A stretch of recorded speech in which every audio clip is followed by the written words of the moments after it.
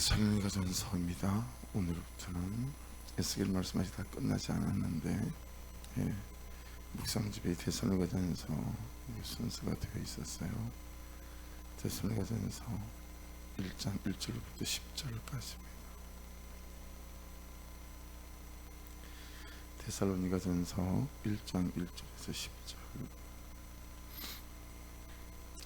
바울과 실로아노와 디모데는 하나님 아버지와 주 예수 그리스도 안에 있는 데살로니가인의 교회에 편지하노니 은혜와 평강이 너희에게 있을지어다.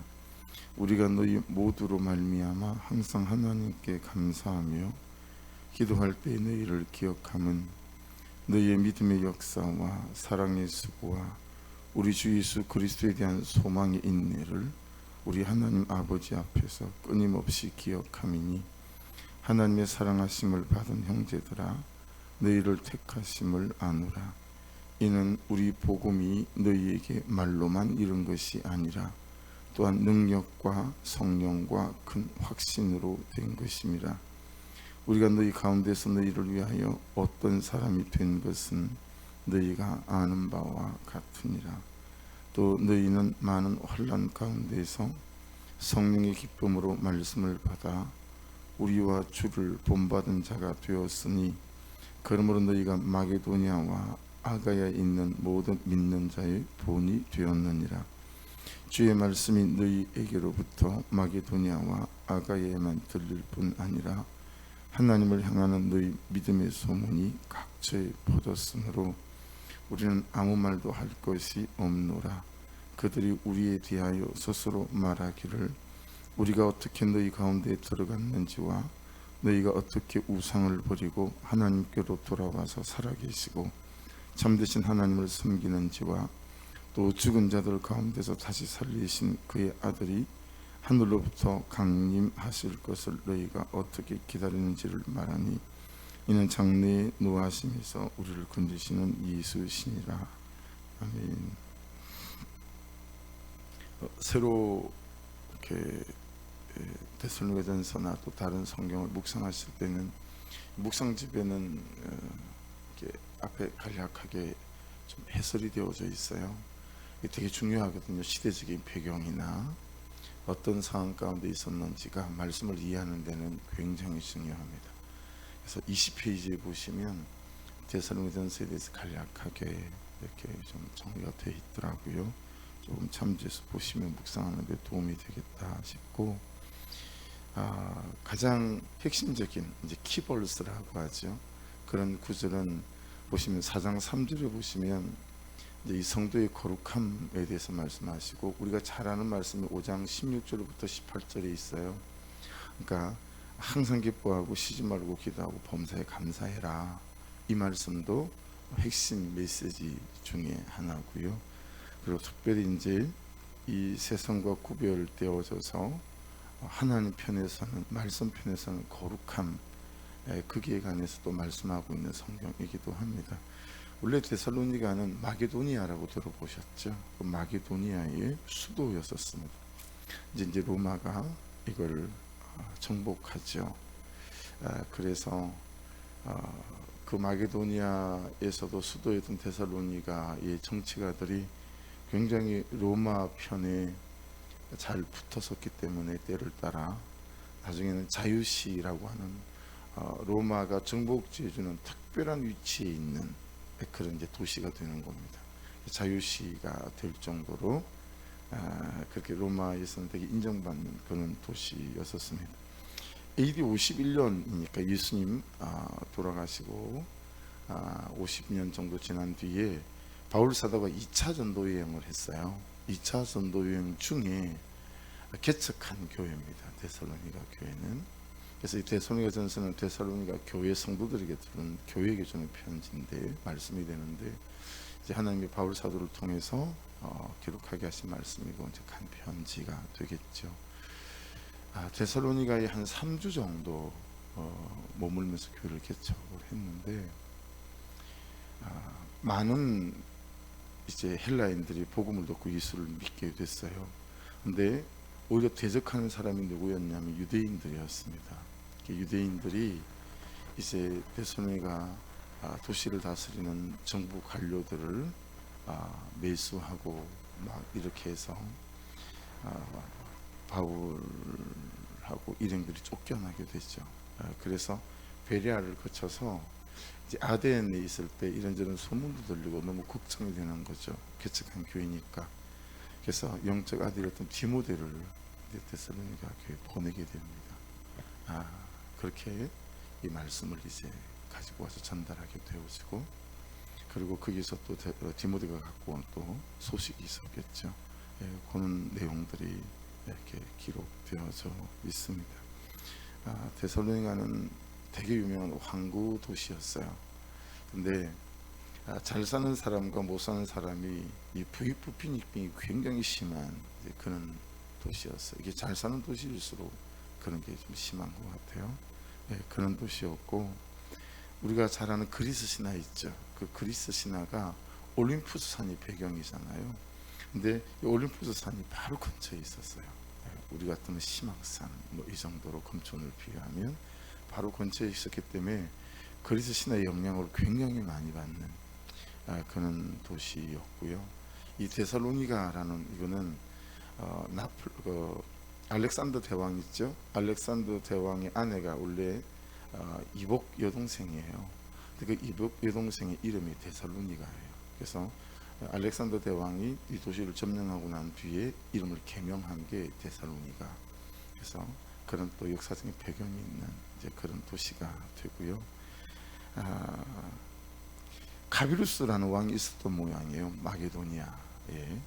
근데 이 가비루스라는 왕이 굉장히 가난하고 헐벗은 자들을 챙기는 그런 왕이었던 모양이죠. 그래서 이 지역에 사는 사람들은 이 가비루스 왕이 부활해서 다시 우리를 도울 거다, 이는 부활에 대한 사상이 좀 있는 그런 도시였기 때문에, 여러분 데살로니가 전후서를 보시면 또 부활에 대한 내용들이 있습니다. 그리고 시저, 로마 황제죠. 신처럼 믿었기 때문에 이제 자유시가 되기도 했고, 시저를 믿었던 그런 사람들이고, 특별히 디오니소스라고 하는 것은 그리스 신화에서 음란한 신이거든요. 그래서 이 데살로니가 지역은 이 디오니소스를 정말 믿는 사람들이 많았고, 그래서 큰 신전이 있었고, 이 신전에 여자 사제들이 되게 많았습니다. 머리를 빡빡 밀은. 근데 이 여자 사제들이 이 디오니소스라고 하는 신전에서 그들이 예배하는 행위 자체가 그 항구 도시이기 때문에 그 선원들이랑 그 도시의 남자들이랑 성적인 관계를 갖는 것이 이것 자기들이 드리는 제사였었어요. 그러니까 굉장히 도시 자체가 음란했고, 이혼율이 역사적인 문헌이 남아 있다고 해요. 이혼율이 굉장히 높았던 그런 도시였고, 결혼해서 아내이고 남편이면서도 다른 남자나 다른 여자와 그런 이중 생활을 하는 것들이 그냥 보편적 문화로 받아들여질 만큼 오늘 이 시대보다 훨씬 더 그런 부분에 있어서 문란했던 그런 도시로 알려져 있는 도시가 데살로니가 지역이에요. 근데 그런 도시에서 복음을 듣고 예수를 믿었긴 했지만 어때요? 이 하루아침에 사람이나 문화가 금방 달라지지 않잖아요. 그러다 보니까 이제 그런 부분에 있어서 교회가 혼란스러움을 겪는 부분도 있고 이제 그랬던 모양입니다.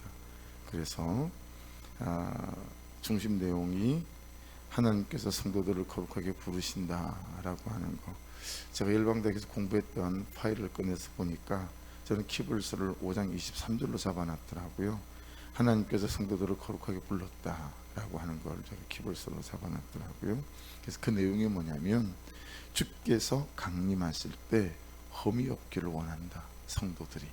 그래서 거룩한 백성, 거룩한 삶에 대해서 말씀하고 있는, 그러니까 도시가 그런 도시니까 이 말씀의 내용들이 어떤 내용들이다라고 하는 것들이 좀 감이 잡히시죠. 그런 배경 안에서 데살로니가 교회가 있었고 개척되어졌고, 또 데살로니가 교회 성도들이 겪는 어려움이 그런 어려움들이었습니다. 그래서 되게 고난도 많았고 교회적인 핍박도 사회적으로 많이 있었고요. 근데 성도들이 신앙생활을 너무 잘하는 거예요. 그래서 되게 많이 격려하고 되게 많이 칭찬해요. 되게 많이 격려하고 되게 칭찬해서 그런 강점이 있었지만 또 약점도 있어요. 이렇게 그런 것들을 이제 말씀 안에서 보시면 오늘을 사는 저희한테 주시는 메시지하고 딱 들어맞는 그런 말씀들이 많이 있는 것 같다 싶습니다. 1절부터 3절 말씀 중에 2절 말씀 보십시오. 우리가 너희 모두로 말미암아 항상 하나님께 감사하고 기도할 때 너희를 기억함은 세 가지가 나와요. 너희의 믿음의 역사와 사랑의 수고와 우리 주 예수 그리스도에 대한 소망의 인내를 우리 하나님 아버지 앞에서 끊임없이 기억합니다. 그러니까 데살로니가 교회에 대해서 하나님께 감사하고 기억하는 이유가 뭐냐면 믿음의 역사가 있는 거죠. 이제 신앙에 대한 거죠. 제가 쓰는 표현으로 말하면 믿는 바가 되겠죠. 신앙생활. 사랑의 수고, 이것은 복음을 듣고 이제 그 복음을 삶에 적용해서 가정 안에서든 직장 안에서든 교회 안에서든 이런 사랑의 수고가 있는 거니까 삶에 대한 얘기죠. 그래서 제가 쓰는 표현으로 말하면 사는 바, 그래서 믿는 바와 사는 바가 함께 가는 그런 삶을 애쓰고 또 그 삶을 순종함으로 따라가는 사람들이었다, 교회였다라는 거죠. 그리고 이런 여러 가지 사회적 핍박과 어려움이 있음에도 불구하고 우리 주 예수 그리스도에 대한 소망의 인내를 가지고 걸어가는, 그러니까 이것이 바울 사도가 첫 말씀을 시작하면서 그들을 칭찬하는 내용인 거죠. 그래서 여러분, 저와 여러분에게도 믿는 바와 사는 바가 따로 놀지 않고 그냥 내가 믿는 바가 사는 바가 되어지는 은혜가 있기를 주의 이름으로 축복합니다. 참 이게 쉬운 일이 아니잖아요. 믿는 바는 10개인데 사는 바는 한 가지면 참 어렵죠. 근데 이게 얼마나 중요한 거냐면 그 믿는 바가 사는 바가 되어질 때 일단 내가 행복하고 내게 감격이 있고, 그리고 공고한 중에도 믿음을 지키는 그런 성령의 은혜와 능력들이 또 우리 가운데 있게 되어지죠. 아무쪼록 여러분, 내가 믿는 바가 내가 사는 바가 되어지는, 그래서 믿는 바는 이건데 사는 것은 믿는 바를 따라가지 못하는 그런 일 없기를 주의 이름으로 축복합니다. 이건 그분의 은혜 가운데 있어야, 성령의 도우심 가운데 있어야 되어지는 일이겠죠. 그리고 또한 그들이 이 소망의 인내를 가지고 부활의 주를, 재림의 주를, 강림하실 주를 기다리는 그 삶에 대해서 이렇게 칭찬하고 격려하고, 그래서 항상 고맙다, 또 기억이 된다, 그렇게 말씀합니다. 자, 그러면서 4절이 그들도 붙잡았던 말씀이고 우리도 꼭 붙잡아야 될 말씀의 내용이 나와요. 하나님의 사랑하심을 받은 형제들아, 너희를 택하심을 아노라. 그래서 여러분, 우리가 절대 흔들리지 말아야 될 두 가지 확신, 그들에게 흔들리지 말아야 될 두 가지 확신, 오늘을 살아가면서도 때로는 이런저런 삶의 가난과 또 고난과 여러 삶의 모양이 있을 때 절대로 우리를 흔들리지 않게 만드는 두 가지 확신이 있어요. 이 확신 속에서 있고 살아야 되는 건데, 하나는 하나님의 사랑하심이죠. 하나님이 우리를 사랑하신다. 두 번째는 뭐죠? 하나님의 택하심이에요. 하나님이 나를 택하셨다라고 하는 거. 그러니까 무슨 얘기하는 거예요? 야, 내가 우연히 거기에 갔고 너희들이 우연히 그 복음을 들은 게 아니다. 2차 전도 여행 중에 내가 성령에 이끌려서 데살로니가를 가게 하셨고 하나님께서, 그리고 그 하나님의 은혜 가운데 이 복음을 너희에게 말하게 되어졌고, 그리고 이 복음을 너희가 듣게 되어졌고 이 복음을 믿게 되어졌다. 이것이 하나도 우연 속에 있는 것이 아니고 하나님의 사랑과 하나님의 택하심 속에서 너희에게 일어난 일이다 라고 하는 것이죠. 그러니 여러분, 우리가 예수를 믿게 된 게 우연히 믿게 된 것이 아닌 줄로 압니다. 이 하나님의 사랑하심과 택하심 가운데 오늘 이렇게 복음 앞에 서 있는 백성이 되어진 줄 믿습니다. 이건 복음대로 잘 살고 못 살고 하고 차원이 다른 얘기죠. 믿는 바와 사는 바가 엉뚱해도 이건 다른 얘기죠. 여러분, 아무리 기가 막히게 나를 만들어도요, 그죠? 내 새끼는 내 새끼잖아요, 그죠? 그 새끼 어쩔 수 없이 부둥켜 안아야 되고, 그죠? 그래서 혹시라도 내 새끼가 다른 사람들한테 이런저런, 그죠? 어려움 당하고, 오해 당하고 그럴까봐 참, 부모 아니면 어떻게 그 많은 세월을 넉넉하게 기다리고 견디겠습니까? 그런 것처럼 잘 살고 못 사는 두 번째 문제고, 일단 우리가 하나님 새끼라는 거죠. 할렐루야. 그 택하심 속에 내가 있다라고 하는 사실, 여러분 절대로 흔들리지 않는 은혜가 있기를 주의 이름으로 축복합니다. 하나님이 나를 가만두지 않으실 거야. 하나님이 인도해 주실 거야. 하나님께서 때를 따라 공급해 주실 거야 라고 하는 믿음 속에 서 있지 않으면 우리는 그냥 오며 가는 모든 바람에도 흔들릴 수밖에 없게 되겠죠. 근데 성도들을 보면서 어떤 바람에 잘 흔들리나, 어떤 바람에 잘 흔들리나, 이걸 보면서 가장 잘 흔들리는 바람이 육체적인 정욕, 돈, 뭐 이건 것 같아요. 근데 육체적인 정욕 그리고 또 돈 잘 흔들리는 사람들의 특징은, 여러분 말씀 앞에 꾸준하게 서지 않아요. 그 다음에 특징은 겸하여 살아요. 말씀도 붙들려고 하는데 여전히 엄란한 것과 성적인 것과 그런 것에도 내 마음과 시간과 몸을 담그고 있어요. 그러다 보면 뭐가 없죠? 가난한 중에도 그 가난이 나를 손못대는 하나님의 은혜와 평강, 이게 내게 없고, 또 이런저런 삶에 하나님이 두시는 열매들도 없어요. 이게 길어지면 지치고 매너리즘에 빠지거든요. 그래서 여러분, 우리 어제 나눴던 말씀처럼, 그래 참 그리시네가에 섰던 것처럼 단절되고 구별된 사람들이 있어서 하나님의 공급하심을 경험하고, 그래서 하나님 하시는 말씀이 믿어지고, 그래서 믿어진 말씀대로 가고 순종했더니 하나님께서 나에게 또는 주변에 일으키는 기적들을 경험하고 하나님의 은혜들을 경험해 가면서 하나님의 살아계심이 내게 실제가 되어지고 말씀이 실제가 되어지는, 여러분 그런 은혜가 있기를, 열매가 있기를 주의 이름으로 축복합니다. 그래야 여러분 흔들리지 않고, 때로는 넘어지고 엎어지고 자빠져도 하나님이 나를 사랑하신다, 나가 택하셨다, 내가 복음을 들은 게 우연이 아니다, 이 하나님의 섭리 속에 있는 사건이다 라고 하는 이 믿음을 가지고 이 길을 걸어갈 수 있는 줄로 믿습니다. 그래서 저와 여러분 하나님의 계획 안에 있는 백성이었고, 그래서 찾아오셔서 복음을 듣게 하셨고, 일어나 저러나 이 복음을 보고 복음을 믿고 말씀 앞에 서서 이 걸음을 걸어가게 하신 줄 믿습니다. 그래서 한번 따라 하십시오. 나는 하나님의 계획 안에 있는 인생이다. 나는 하나님의 섭리 안에 있는 백성이다. 할렐루야. 하나님께서 우리를 그렇게 섭리하시고 인도하시고 또 끌고 가 주실 줄로 믿습니다. 근데 이 사람들이, 이 데살로니가 사람들이 이 복음을 이런 배경 속에 있는 사람들이 어떻게 전한 복음을 잘 듣고 그들이 이 복음을 믿고 따르게 되었을까?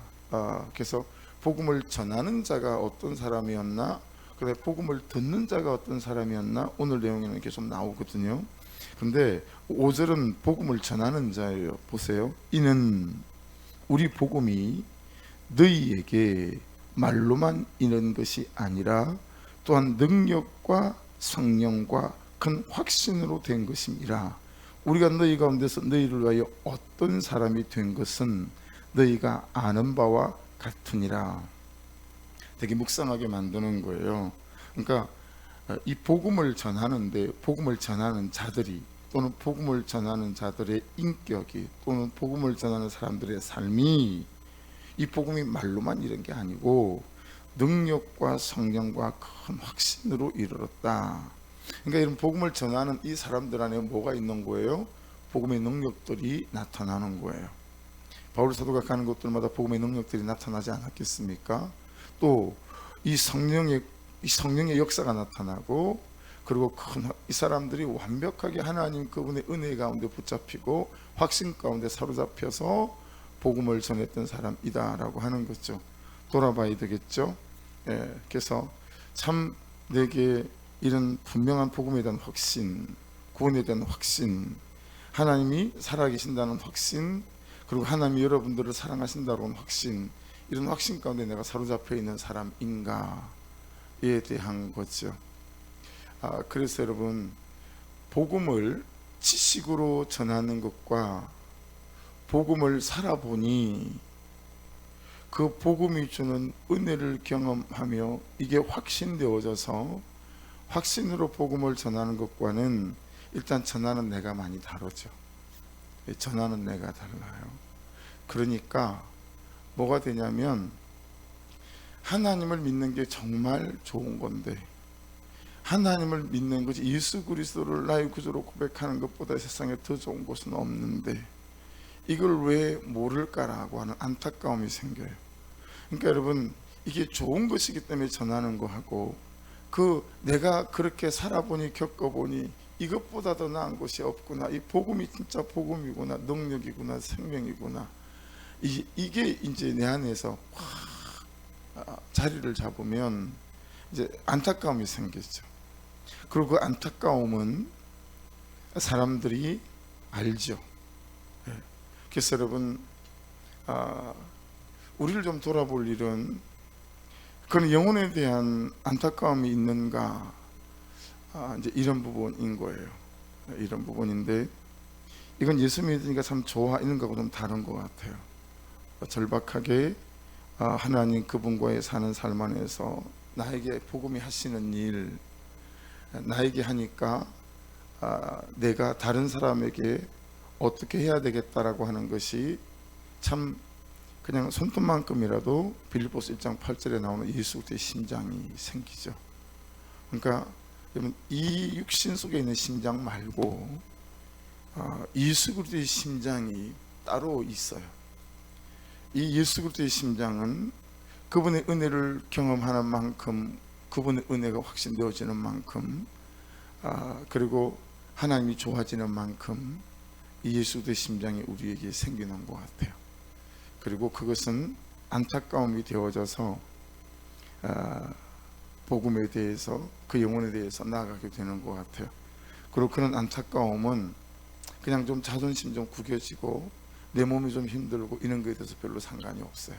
왜냐하면 그 영혼이 하나님 앞에서 바로 서는 것이 내 안타까움이기 때문에 그냥 십자가 지는 그 적용, 이것이 그렇게 어려운 것이 아니다라고 하는 것들이 이제 되어지죠. 그래서 제가 묵상하면서, 이 뒤에 보시면 우리가 너희 가운데서 너희를 위하여 어떤 사람이 된 것은 너희가 아는 바라 그랬잖아요. 그러니까 이 데살로니가 사람들이 바울 사도와 그 일행이 복음을 전하는데 느끼는 바가 있는 거예요. 그래서 야, 우리가 어떻게 복음을 전했는지 너희 다 알지? 이렇게 얘기하는 거죠. 그러니까 여러분 한번 생각해 보세요. 어떤 모습을 보고 야, 이 복음은 진짜인가 보다 라고 그들이 하고 복음을 듣고 믿게 되었을까? 전체 내용을 보면 다른 거죠. 야, 이 사람들은 참 다르다. 첫 번째는 어떤 거였겠어요? 거룩한 삶에 대한 초점이 있었을 거라고 봐요. 이 사람들은 참 다르다. 말하는 거, 행동하는 거, 이게 참 우리와 달리 음란하지 않고, 야, 좀 다르지 않냐? 그럼 거룩한 것 같아. 이걸 그들의 삶으로 확인할 수 있었던 것 같죠. 또 어떤 게 있을까요? 그렇게 생각해 보면서 하나하나 이렇게 찾아가 보게 되니까, 야, 참 그들은 다르다. 거룩한 삶이 있다. 이런 것들도 있을 것이고, 또 바울 사도가 여러분 텐트 만들면서 자비랑으로 선교했잖아요. 왜냐하면 이 지역에도, 이 당대에도 이렇게 자기들의 교리를 전하고 하면서 여러 성도들을, 사람들을 착취하고 빼앗가는 일들이 허다했다라고 하는 거죠.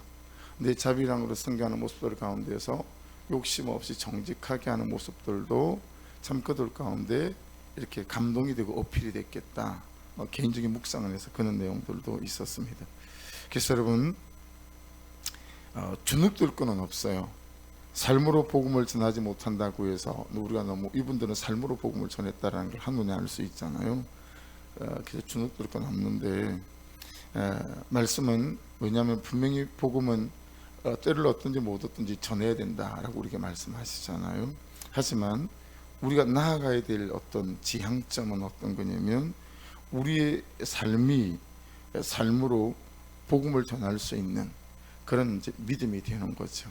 그래서 저와 여러분이 입술을 열어서 말로도 복음을 전하는 사람이 되시고 그냥 아무 말 하지 않아도 우리의 삶이 그들에게 복음이 전달되어지는 그런 은혜가 있기를 주의 이름으로 축복합니다. 이 복음을 받은 자는 6절, 7절, 8절이에요. 앞에 건 복음을 전한 자라면 복음을 받은 자에 대한 6절, 7절, 8절인데 많은 환난 가운데서 6절입니다. 성령의 기쁨으로 말씀을 받았대요. 많은 환난 가운데서도 성령의 기쁨으로 말씀을 받았고 그 다음에는 우리와 주를 본받은 자가 됐대요. 자연스럽게 적용 질문이 되잖아요. 어떻게 그들은 성령의 기쁨으로 말씀을 받았을까? 어떻게 바울 사도가 주를 본받은 자가 됐을까? 여러분 이게 그냥 절로 되는 건 아니잖아요. 그렇죠? 그들에게 참 하나님께 나아감이 있었나 보다 깨닫게 되어지고 또 보시면 7절에 보세요. 모든 믿는 자의 본이 됐대요. 이건 여러분 기도 열심히 하고 예배만 열심히 하고 말씀 묵상 열심히 하고 이것만 아니잖아요. 이 삶 속에서 갑자기 아내가 달라지는 거죠. 남편이 달라지는 거고 아빠가 달라지고 엄마가 달라지고 그리고 이 사람이 일하는 태도가 달라지고 직장에서 뭐 그런 거죠. 그러니까 모든 사람들의 주를 본이 됐대요. 믿는 자의 본이 됐고 4절은 보세요. 4절에 보시면 주의 말씀이 너희에게로부터 마게도냐 아가야만 들릴 뿐만 아니라 하나님을 향하는 너희 믿음의 소문이 각지에 퍼졌으므로 우리는 아무 말도 할 것이 없노라. 이 부분을 메시지 바이블은 보니까 유진 피터스 목사님이 어떻게 번역을 했냐면 너희 자신이 마게도냐와 아가야 각지에서 메시지가 됐다. 메시지로 번역을 했더라고요. 그러니까 그들의 삶 자체가 메시지가 된 거예요. 이 중에는 그런 사람들도 많이 있었던 것 같아요. 야, 저 술주정뱅이가, 야, 저 순저 엄나는 놈이, 야, 어떻게 저렇게 다 바뀌었대냐? 왜 저렇게 된 거냐? 제 인생이. 야, 제가 예수를 믿는 데더라. 제가 복음을 믿는 데더라. 이런 일들이 너무 많은 거죠. 이 사람들의 삶 자체가 메시지가 돼버린 거예요. 이 사람들의 변화와 성장과 성숙 자체가 메시지가 돼버린 거죠. 그 사람은 얘기해도 야, 이 복음의 능력이 어떤 것인지를 사람이 알아들을 수 있을 만할 정도로 그렇게 복음의 권세와 능력들이 이 복음을 받은 자에게 함께 했다. 결국 여러분 뭐 여기까지만 말씀을 보더라도 우리가 알 수 있는 건 뭐죠? 이 복음의 능력이죠. 복음의 능력, 복음의 실제.